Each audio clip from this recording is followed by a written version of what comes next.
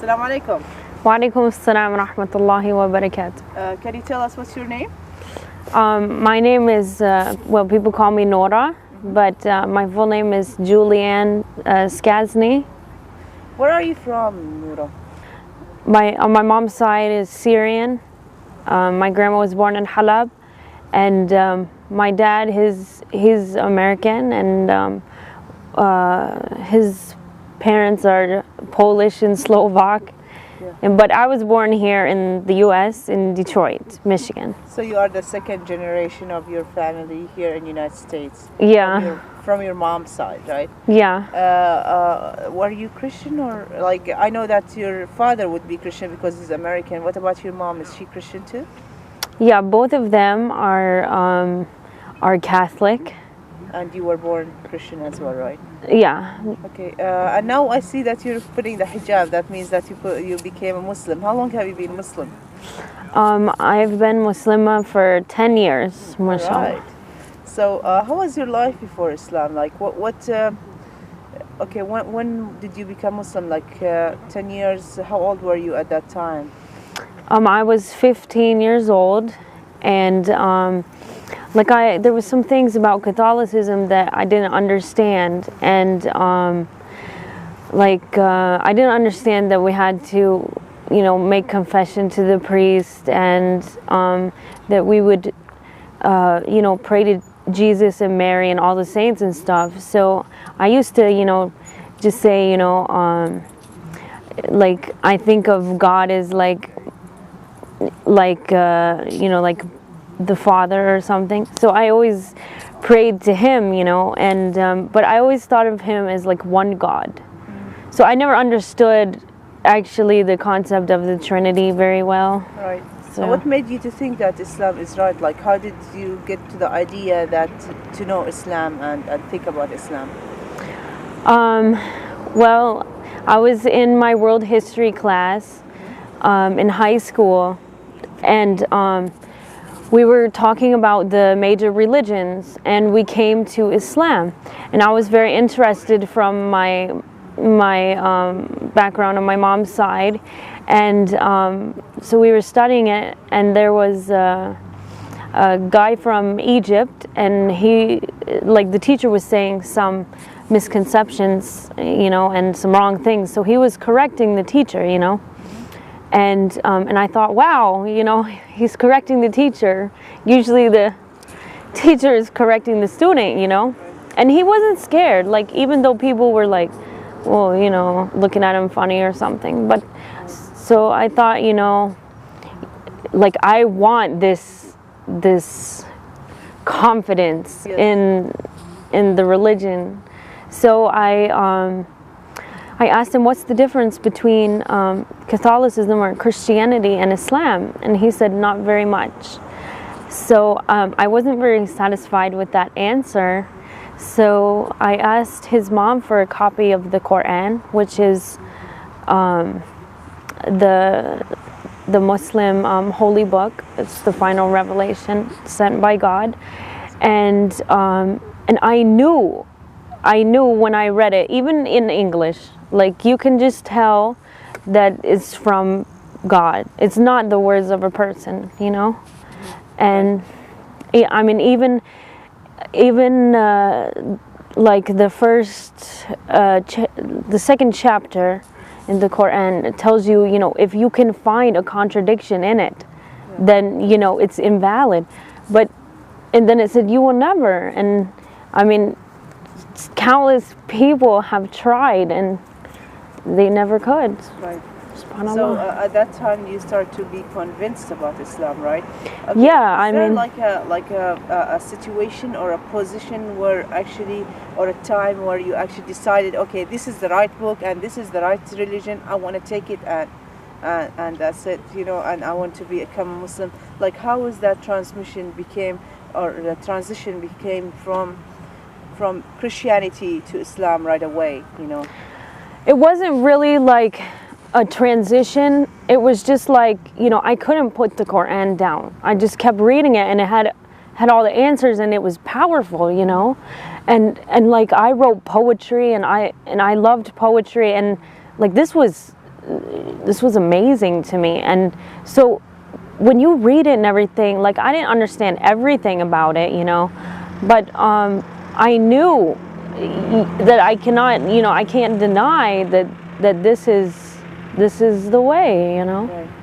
Okay, and now you became a Muslim. Have anybody told you how to pray, how to do things? Like, how did you learn all the things that you need to do in Islam? For example, how to connect to God and how to talk to God and how to be a good Muslim? Well, basically, I did some research on the internet, and my friends, I had some Muslim friends, and the parents, they tried to, you know, help me to learn about Islam a little bit, but my mom, she kept intervening and threatening them, telling them, "You're confusing my daughter, stop talking to her, stop giving her information," you know. I mean, it was a pretty big struggle, but so basically I got a book that taught about the salah, the prayer, and I learned it by myself. Like, I didn't even have an audio, you know, I just tried to learn the pronunciation, everything by myself, and you know, I was basically by myself. Right. How was your parents' reaction about that? Were they pleased about what you did, like you become Muslim? The first reaction was like, "Oh, it's a phase," you know. Like, I remember when we were driving to Detroit one time, we passed this big masjid in, maybe it was in like Cincinnati or something, but it was huge. And I'm like, "Mom, can we stop there?" I'm like, "Come on, let's go." And she's like, "No, what are you, crazy?" You know, and, you know, "What are you talking about?"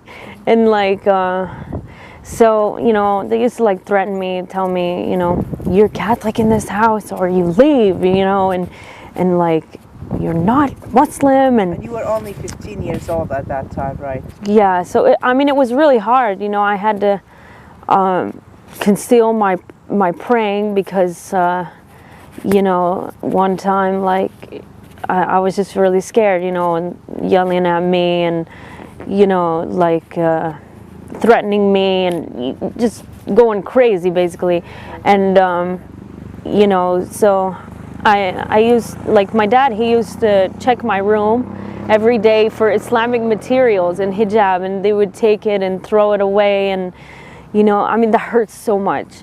But, you know, I used to put my Quran in the air conditioning vent because, you know, I didn't want them to throw it out. These were the words of God, you know. Right. Yeah, so. And so you were abused from your parents for being a Muslim, and they didn't want you to be a Muslim, right? Especially like you are still underage. Now, it took you a process. You did not go out of the house or anything like that. You stayed at your house, you know, having patience. Like my parents would tell me, like, I would put on hijab and stuff, and they'd be like, "You're not going out of the house like that." And so sometimes I wouldn't go, you know, and sometimes I'd just be like, "Yes, I am," you know. And I used to like keep my hijab in my car, and when I would leave, then I would put it on. Right. I want to encourage a little bit about the new Muslims, that they take that step and they get that kind of abuse or like the harassment from their parents. You know, I wanted to give them like some kind of message or an advice. What would you give them advice, you know, at that time where they just become Muslim and they're still new and the whole world is like against them? What do you think about that, or what advice would you give them about this? Well, I just want to say that when you decide that you want to be Muslim, you want to follow the right path, live your life, you know, like you're supposed to and everything, you know, God, he's going to test you, and he's going to see if your faith is really strong, and that testing makes your faith stronger. Right. So I mean, all of the things like what people say and do, and, you know, these kind of things, that's nothing. I mean, this is, in this world, it's full of tests. Right. You know. You just gotta be patient, and you have to be persistent, and no matter what anybody says, you just keep going. Right. MashaAllah. And now it took you a while until you got married. You of course, I mean, many girls, they become Muslim because, you know, maybe guys that they loved a Muslim man or something like that. Yeah. Was that your situation when we were 15 years old? Were there anybody in your life at that time? No, like basically that was, you know, far away until I became 20.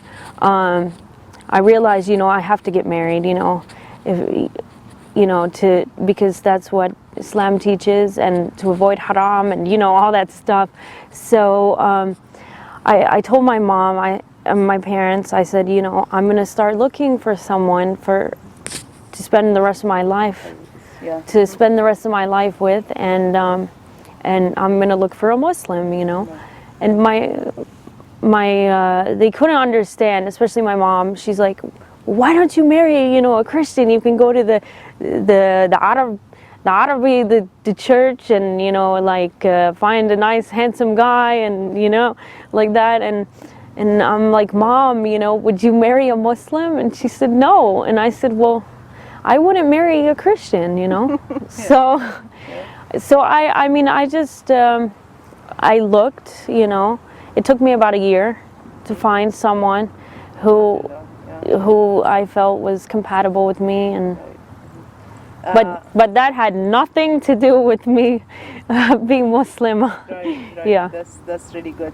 Now, after, of course, you married a Muslim man, right, and things like that. How was your reaction of your parents, you know, accepting a Muslim man getting married, you know, to get married to a Muslim man, or things like that? You know, I would like to know. Basically, they. That was after, of course, 5 or 6 years of Islam, right? Yeah. Of struggling with your parents, you know, Yeah. being a Muslim, and with all that patience that you had. How, you know, tell us about that story. Okay. You know, at the beginning, I had to conceal my marriage with my husband because my mom, she wanted me to date before I get married so I can know the person. And you know, it doesn't work like that, you know. So I made istikhara, which is a special prayer for when you want to make a decision. And so did my husband, and everything went easy. We went to the masjid, and you know, had a nice dress and stuff, and you know, small, you know, just like the wedding of the Prophet ﷺ with Aisha radiallahu anha. Yeah, very good. What message or advice would you give the world or the people that they are looking for new Muslims and wanted to know about Islam? Tell us about that. Okay, I think everybody, they go through a process of, you know, they look around them and they see all this creation, and they think, you know, where did all this come from? And you know, they think about the Creator, and they want to know more about the Creator.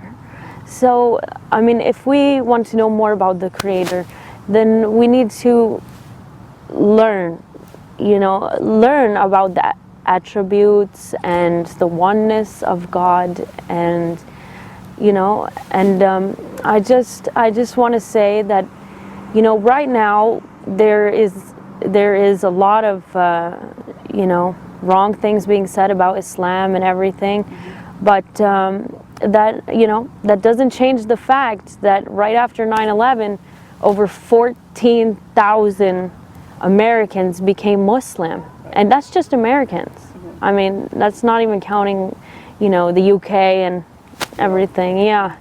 So, and I just want to say that the problem is not Islam. I mean, Islam is the solution to humanity. Great. Jazakallah khair. Right.